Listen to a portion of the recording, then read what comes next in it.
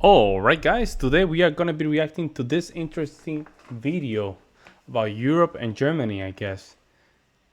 Being too old. I know the birth rate is declining in Europe. I don't know if that has to do with that. I don't know if that has to be the reason why. But we're gonna simply jump in and react to this. Make sure you like, subscribe, share my content. I'm gonna really appreciate it, guys. Let's jump in. It's a population pyramid for the European Union. It shows the percentage of the population at different stages of life, the percentage of people within the retirement bracket, the people that are of working age that support the elderly population through their taxes, and the youngest, ranging from late 20s to teenagers and children. A population pyramid is one of the most robust visuals for understanding society because it's one of the clearest for identifying a particular stage of development in a country. This pyramid shows that Europe's fertility rate is declining. The share of Europe's population that is old is increasing, and the share of the population that is young is declining. And I think it needs to be abundantly clear to people why continued quick decline in fertility rates is a problem and why it's a particular problem for Europe. Societies move through demographic stages. Stage 1 is when death and birth rates are both high. Pre-industrialization, this was the reality for most of human society throughout history. Stage 2 is when death rates begin to fall, but birth rates remain high. General standards of living improve, which reduces the death rates, but high fertility still seems economically useful. The more children, the more potential providers when you're older. Stage 3 is when birth rates also begin to play catch up. This is usually the result of children having a lower benefit than they used to, and improvements in women's position in society, reducing the demand for them to bear children. Where Europe and the rest of the developed world are is around stage 4. Death rates are low and birth rates are also low, and around one half of the world's population lives in countries below the fertility rate that would keep their populations constant. Europe has a 1.53 fertility rate, and without including migration, Europe would be experiencing a population decline. Damn. What will come after stage 4 is unclear. Death rates will probably stay low. What will happen to fertility is something we still need to figure out. Some say it will increase back to around 2.1, the replacement fertility, while others paint a bleaker picture, that birth rates will continue to decline. I think the consensus are that it might decline badly. In some countries, they're not even. In Germany, the last time that I checked, it's not even growing. It's just same. Relatively simple. Old people cost money, and Europe is going to have a lot of them. Yep. The key measure here to understand is the old age dependency ratio, the amount of working age people that support a single elderly person. Most European state pension systems have a large part coming from a pay-as-you-go system, which means the retirement benefits of the current retirees are being financed by the people who are currently working, with the expectation that future generations will finance you when you're older. Over the next couple of decades, as the amount of old people increases in Europe and the amount of young people reduce, the dependency ratio will push pension expenditures to increase. For every person in the EU older than 65 years old in 2019, there were almost 3 people aged between 20 and 64. By 2040, this ratio would fall to just 2, decreasing further to 1.7 people of working age for every person older than 65 years old in 2070. Yeah, that's a huge burden, man. That means that you have to increase taxes. That's a huge burden. Old people carry costs, much like incredibly overweight people do.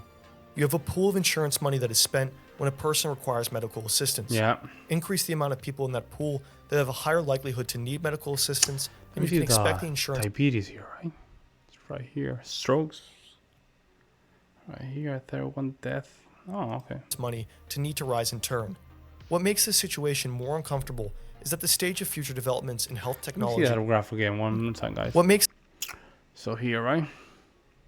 Right here, this is the bracket that he's talking about.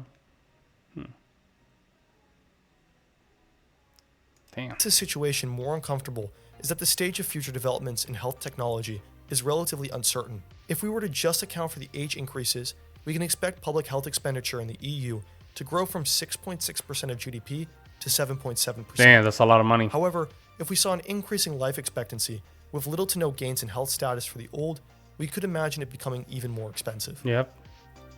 People matter. Yeah, man, you can see it now. Yeah, people, you still have old people still doing bodybuilding, running, and doing arm wrestling. Like these people Good. There's nothing wrong with that. But things are changing. Things are changing, man. We're gonna see more common 100 years old people just doing work. It's gonna be very common, guys. I'm telling you. People produce, and people at different stages of their life produce in different amounts. Although it might be potentially a taboo topic, a declining share of the population that is young may put more pressure on the relevancy of Europe. And this video, I can assure you, will not be the only place you'll see making this argument. Europe is the oldest continent on average, and its share of global GDP is declining. There really aren't any perfect solutions to this problem. You can make older generations work longer. There's a solution for this problem, man. There's not a solution for this problem. Of course, yes, incentivize people to have more kids by tax incentives. I don't like when I don't like when they do videos like this and just literally just avoid the most obvious solution. Incentivize people to have more kids. Guess what? We don't have to spend 20 years. With that in itself, you don't have to spend the next 20 years figuring out what could be done to fix this problem. You have to incentivize people to have more kids. Boost migration to increase the labor force, and incentivize Europeans to have more children. But each of these solutions comes with their own set of difficulties. In 2019, Macron tried to raise the pension age from 62 to 64. However, when Macron took actions to increase the retirement age, which would have reduced the burden on the taxable class in the future, this wasn't taken lightly. Yeah, pushback. Yep. That's what happened, man. It pushed back, yeah. Potential solution that's much less controversial is migration. Need more people that can support the elderly population. Yeah, but what happened with that migration, then those kids, what happened is, there's a studies on this. The kids of those immigrants, they stopped having kids. See, this is the problem. I don't know why. I just simply don't know why people cannot understand that it's a cultural thing. If you bring immigrants, you're forcing the demographic of the local area to change for nothing, because then the future generation, they simply stop having kids. And what about the other countries? The demographic is gonna. So you're willing to just import immigrants from another country and just deplete the other population? Why we don't go to the obvious solution? Just incentivize local communities to have more kids, man. Just bring in more workers. But there's a trade-off here, and there will probably not be enough migration to make a serious enough dent in the trajectory towards an aging European society. Also, the impacts of migrants is relatively unknown. And also, it feels bad. You bringing people from other countries because you need your older population to just. It sounds wrong. It sounds wrong, guys. I might be wrong here, but it sounds wrong. That migrants wouldn't have any impact on the burden of social programs, but in the same way that improving health technology is something that we can't exactly predict, the marginal benefits of a specific migrant and their associated impact on the tax base is also relatively unknown. In addition, arguing about whether migrants should or should not be encouraged to enter the European Union is also a relatively useless discussion, because Europe might not even be in a position where they can get enough migrants to make a noticeable impact on the old age dependency ratio in the first place. Yep. There are other countries out there that are also facing the same problems, and they will also be on the market for a labor force that can boost the overall tax base and reduce the deficit. Yep. That's also why it should be of no surprise that the EU is reforming their migration policies in order to attract more highly skilled workers through making things like their Blue Card initiative, which is basically a European Green Card, more generous. Europeans also intimately understand that increasing support for larger inflows of migrants is probably politically infeasible, and could legitimize critiques by the European electorate who are concerned that they've delegated too much authority to an institution that removes their ability of choosing who they want to come into their country or not. Interesting. Higher shares of older populations are associated with anti-EU votes, and although the literature has been mixed on this, research by the European Commission itself has reported that there is an association between the presence of migrants from outside of the EU and a respective anti-EU vote. Obviously, the anti-EU sentiment can be mediated by the skill level of the migrant, but it does put the European Union in a potentially uncomfortable scenario. Reduce some of the pressure on its social programs by bringing in an external labor force, but risk anti-establishment sentiment. In 2019, Viktor Orban unveiled his Family Protection Action Plan, which would give potentially thousands of euros to women who give birth to enough children, offering 30,000 euros of interest-free loans that would be cancelled upon the birth of a woman's third child. Although seemingly popular among Orban supporters and also weirdly among conservative pundits in the United States, Just injecting money and hoping to produce babies is more difficult than it seems, Yep. and it'll probably take a while before we see any long-term impact. Yep. Assuming that these policies will make a significant dent, there's also an important question about which one comes first. Interest-free loans of $30,000 are by no means cheap, so can they work in time to offset the additional costs that an increasingly older population will produce? To find an answer to that question is a matter of time.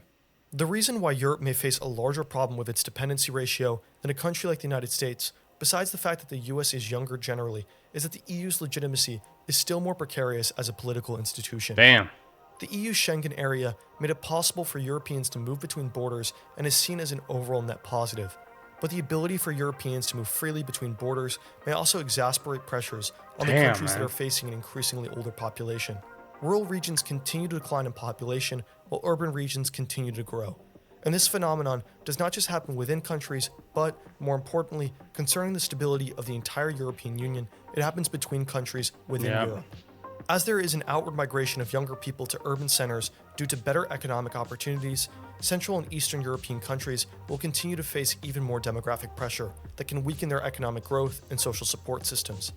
And when that happens enough, for a long enough time, that people get increasingly concerned about their younger neighbors leaving for better economic opportunities elsewhere, the ramifications for the political institution that seems like it is accelerating that process can be huge. I don't know what he said at the end. Literally, those last 30 seconds is just a conclusion of, hey, I'm just reporting this information, but I have no opinion on the game. Like, listen, guys, how do you fix this situation? Just run propaganda campaigns, man. Just run propaganda campaigns. I'm sorry, guys, you have to do that. You cannot keep putting yourself in a position that, yes, let's just import more migrants because we need to sustain our older population. Now, you can't do that, man. You cannot do that. It's not even okay for those countries, because now you're taking people from their own country, for your own benefit. I don't think that's okay. It's simply you have to have more kids. You have to have more kids, and I think that giving money to give money, at least as tax incentives for people to have more money, and on top of that, put a propaganda machine on top of that. It will be fixed in the next 10 years.